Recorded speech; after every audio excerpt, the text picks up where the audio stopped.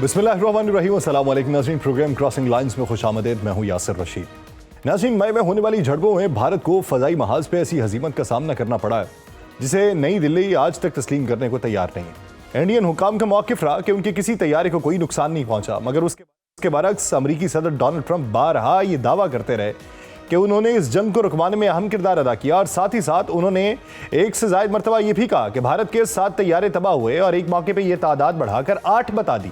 ये बयानात आलमी फोरम्स पे खासी तवज्जो का मरकज बने रहे और इंडियन बयानिए को कमजोर करते रहे। भारत ने राफेल तैयारों की खरीदारी के बाद यह तासुर दिया था कि वो फजाई बर्तरी के मैदान में नाकाबिले तस्खीर हो चुका है, मगर अमली सूरत हाल उस दावे के बरक्स दिखाई देती है। राफेल के बाद भारत के मकामी साख्ता HAL तेजस प्रोग्राम को भी भारत अपने फख्र की अलामत के तौर पर पेश करता रहा, मगर दुबई में जारी एयर शो में इंडियन फजाइया के एक तेजस लड़ाका तैयारा फजाई मुजाहिरे के दौरान चंद ही लम्हों की परवाज के बाद तमाशाइयों के सामने जमीन से टकरा के तबाह हो गया। तैयारे के पायलट विक्रम सिंह जानवर ना हो सके और मौके पर ही चल बसे। इंतजामिया ने हिफाजती खदशात के पेश नज़र दुबई एयर शो फौरी तौर पर मुअत्तल कर दिया है। तेजस प्रोग्राम के हवाले से यह हादसा भारत के लिए एक बड़ा धचका है। सितंबर में भारत की वजारत दिफा ने 97 मजीद तेजस तैयारों की खरीदारी के लिए हिंदुस्तान एरोनॉटिक्स लिमिटेड HAL के साथ मुआहिदा किया था, लेकिन उन तैयारों की तरसील मुसलसल ताखीर का शिकार रही क्योंकि उनके इंजन्स अमरीका से दरामद किए जाते हैं और उनकी फराहमी में रुकावटें दरपेश आ रही थी।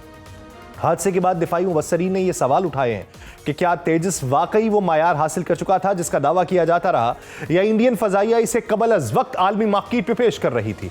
हालिया तेजस हादसे के बाद HAL के शेयर्स भी गिर गए हैं, जो सरमायाकारों में अदम एतमाद का इशारा है। दुबई एयर शो से कबल कुछ तस्वीर भी सामने आई जिनमें इंडियन एयरफोर्स और नेवी के ऑफिसर पाकिस्तान की जानिब से शो में रखे गए JF-17 थंडर तैयारों के साथ तस्वीर और सेल्फीज बना रहे थे। यह इस बात का एतराफ था कि पाकिस्तान फजाई टेक्नोलॉजी में भारत पे वाज़ेह बरतरी हासिल कर चुका है।